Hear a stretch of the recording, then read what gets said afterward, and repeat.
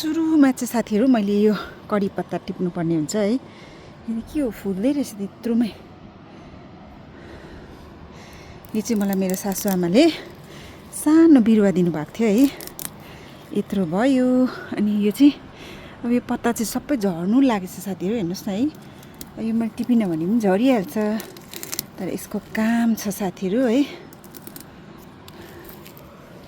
आज चाहिँ पक्का पनि पानी पर्छ जस्तो छ साथीहरू। पुरा गडाङ गुडुङ गर्दैछ है वेदर, हेर्नुहोस् न यस्तो भइरहेछ है।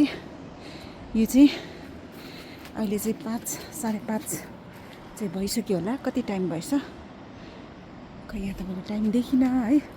5:30 चाहिँ पक्कै भयो होला साथीहरू है। ल्या मेरो त धन्न भिजेन रहेछ, यो कहिलेदेखिको यहीँ रहेछ, बिर्सेछु मैले त यो। यो पनि लान्छु अनि म किचनमा जान्छु साथीहरू है। Welcome back to my channel Sarita Chhetri daily blog. हजुरहरू सम्पूर्णलाई नमस्ते भन्दै आजको भिडियो पनि मैले सुरुवात गरिसकेको छु साथीहरू है। र मैले अस्ति नै यो बिहा सुकाएको थिएँ है, तर बिर्सेछु साथीहरू। धन्न घाममै भएकोले गर्दा चाहिँ भिजेर पनि बिग्रिँदो रहेछ। भिज्दै सुक्दै गरिरहेको रहेछ।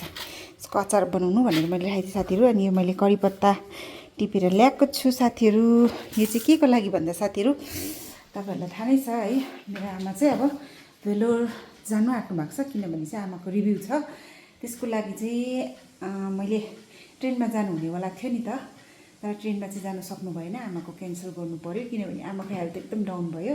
1-2वटा दबाई चाहिँ सकिएको रहेछ है आमाको।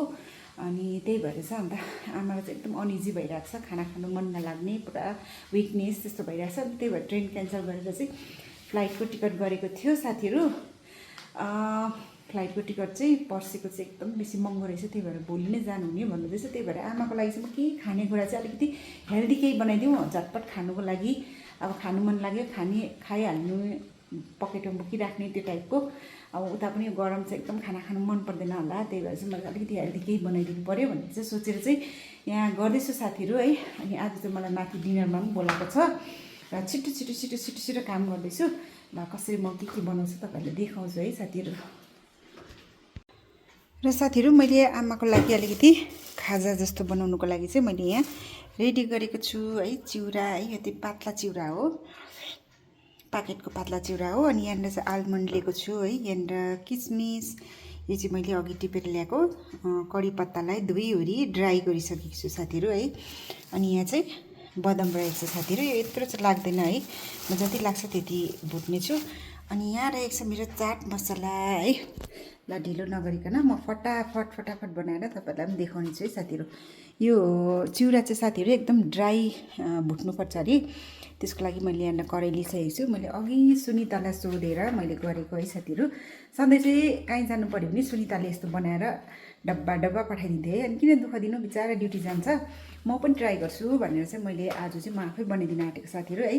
कस्तो हुन्छ, आमालाई मिठो लाग्छ कि लाग्दैन कम्पेयर गरेर म सोधेर बताउने छु है तपाईँहरूलाई। सधैँ चाहिँ सुनिताले बनाइदिन्थ्यो, योपालि चाहिँ म आफै बनाउनु लागिरहेको छु साथीहरू है।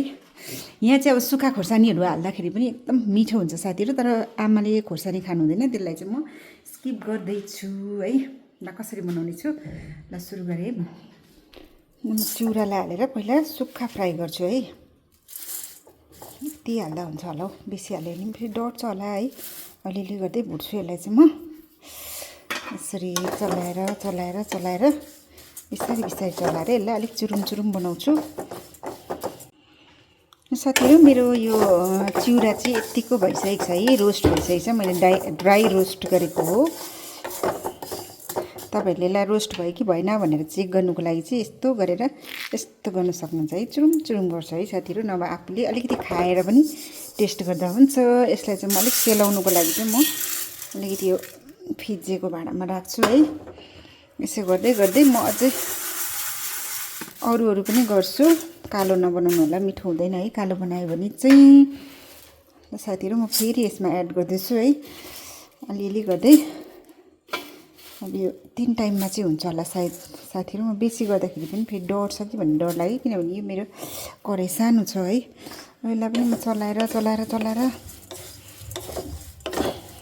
रोस्ट गर्छु। झरी त हाल्यो पुगिहाल्यो। साथीहरू मैले चाहिँ यहाँ बदामहरू यो ड्राई फ्रुट्सहरूलाई रोस्ट गर्नुको लागि चाहिँ मैले तेल हालिसकेको छु है। यो चाहिँ रिफाइन तेल हालेको छु। अनि अघि मैले राखेको आल्मन्डलाई चाहिँ बिचमा फुटाएर 2 फ्याक्ला बनाइदिएको छु है। यसरी चाहिँ अलिकति क्रन्ची हुन्छ नि त, मिठो हुन्छ, त्यही भएर अब यो सबैलाई म यहाँ रोस्ट गर्ने छु है। साथीहरू मेरो चाहिँ अलिकति मिडियम फ्लेममा गरेर यसलाई म बदामलाई पहिला रोस्ट गर्छु है। यसलाई चाहिँ हाफ मात्रै पकाउनुपर्छ है, किनभने चाहिँ अरू पनि म यसमै गर्नेवाला छु। त्यो राम्रो खारिएन के हो। अलिकति तेल हालेको छु म यसमै, अलिकति कति लाग्छ त्यति बदाम चाहिँ म हालिहाल्छु साथीहरू है। यति भए त पुग्छ होला, किनभने मेरो यति मात्रै छ चिउरा, यतिले त पुग्नु पर्ने भन्दैछु साथीहरू। यसलाई मजाले अब यसरी फ्राई गर्छु साथीहरू। अब यो अलिकति यसरी चर्किनु थालेपछि चाहिँ यसलाई अलिअलि यो फुट्नु थालेपछि है, सुरु हुँदैछ नि पड्किनु थालेपछि तेल पकाएपछि चिम्नी अन गरिहाल्नुपर्छ है। अनि पुरा झर्र गर्छ साथीहरू है। भिडियो नै साउन्ड राम्रो आउँदैन है, नगर्दा पनि हुँदैन। यतिको भइसकेपछि चाहिँ म यसमा अब आल्मन्ड अघि काटेर राखेको आल्मन्ड हालिदिन्छु साथीहरू है। यसलाई चाहिँ म सबै हालिदिन्छु। यसलाई अब एकछिन चलाएपछि, किनभने एउटा फ्राई गर्नु धेरै टाइम लाग्छ नि त, त्यही भएर म यहाँनिर यसलाई पनि सँगै भुट्छु। तपाईँहरूकोमा काजु छ भने चाहिँ काजु पनि हाल्दा हुन्छ है साथीहरू। काजु हाल्यो भने झन् मिठो हुन्छ है। काजु अनि ड्राई नरिवल है स्लाइस गरेर मसिनो मसिनो पातला स्लाइस गरेर त्यसलाई पनि हाल्नु सक्नुहुनेछ है। अलिक भुटेपछि चाहिँ म यसमा किसमिस हाल्छु है साथीहरू। यो बदाम चाहिँ मेरो 80% चाहिँ कुक भइसकेको छ है। अब चाहिँ यसमा म किसमिस पनि हालिदिन्छु है।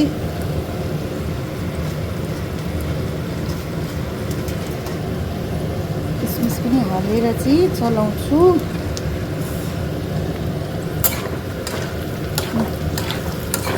किसमिस पनि अलिक फ्राई हुनुपर्छ नि त साथीहरू। बदाम चाहिँ मेरो निकै खाइसकेको साथीहरू। अब मैले कडी पत्ता हाल्छु है। कडी पत्ता हालेर चाहिँ एकदम फ्लेभर राम्रो आउँछ साथीहरू है। कडी पत्ता हालेर यसमै फ्राई गर्छु है। फ्राई त होइन, यसलाई रोस्ट गर्छ है। रोस्ट गर्दैछु है।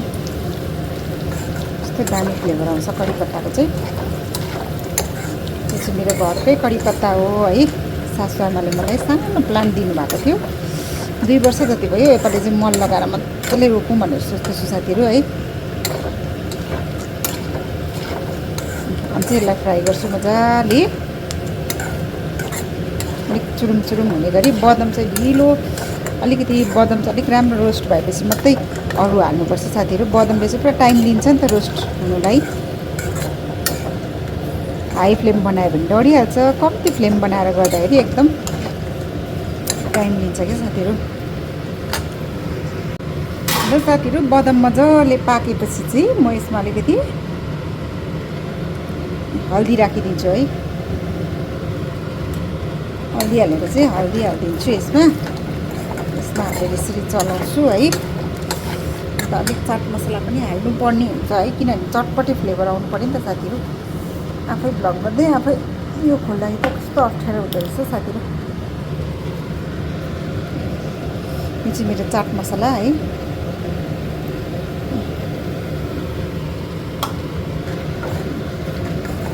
चाट मसला हालेर पनि चलाइदिएँ है।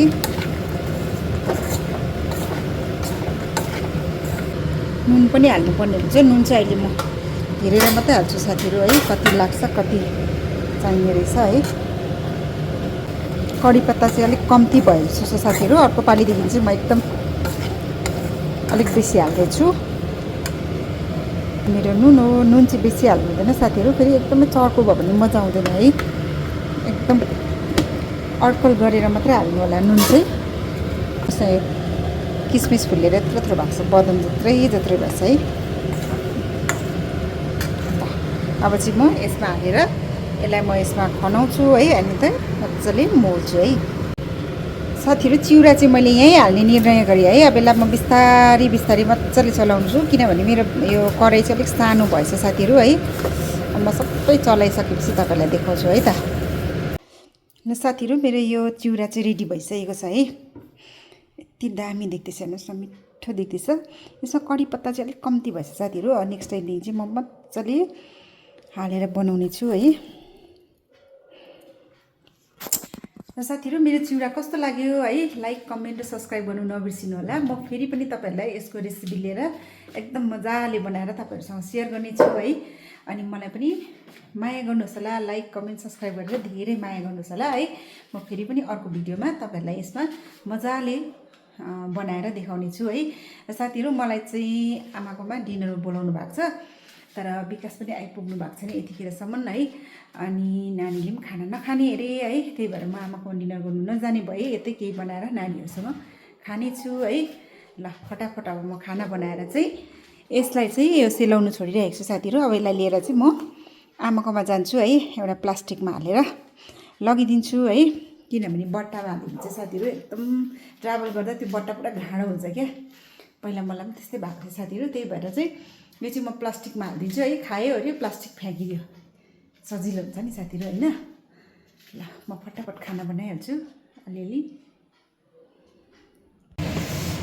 साथीहरू मान्छे रेडी गरेँ है। यो चाहिँ मैले अलिकति नानीलाई र हस्बेन्डलाई छुट्याएर राखिदिएँ है। यो चाहिँ आमाको लागि छ, यतिले पुग्छ आमालाई। अलिअलि खाजा मात्रै हो, त्यस्तो खाने त होइन है।